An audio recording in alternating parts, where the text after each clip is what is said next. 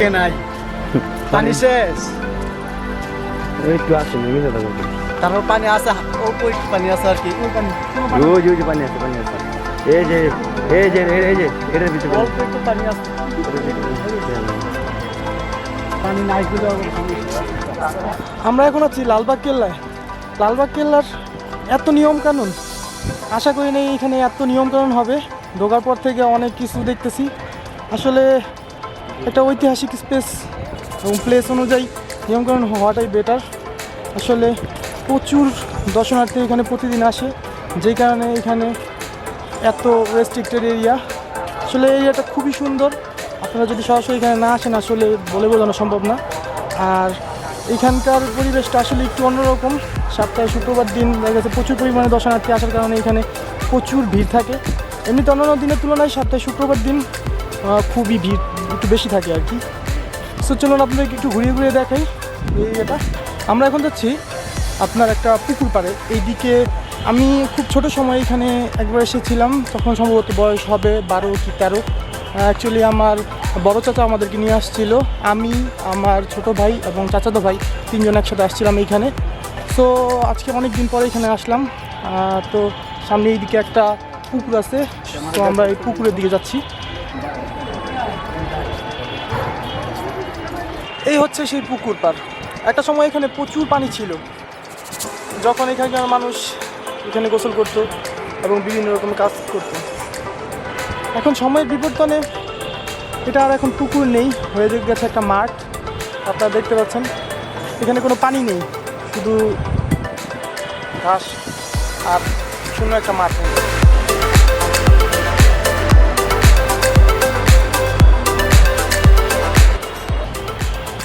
একটা ছোট ভাই অ্যান্ড আমার ফ্রেন্ড, ওরা দুইজনই ছবি তোলায় খুবই ব্যস্ত।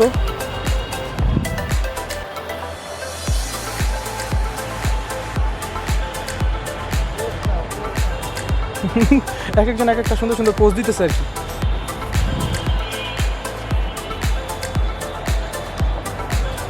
অ্যাকচুয়ালি এরিয়াটা আসলে সত্যি খুব সুন্দর।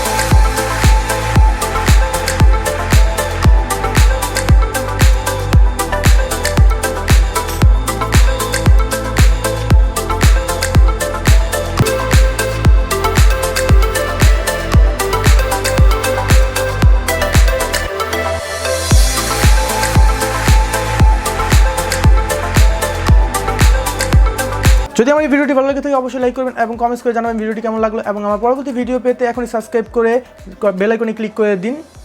সো আজকের মতো এই পর্যন্তই, আপনাদেরকে অসংখ্য ধন্যবাদ।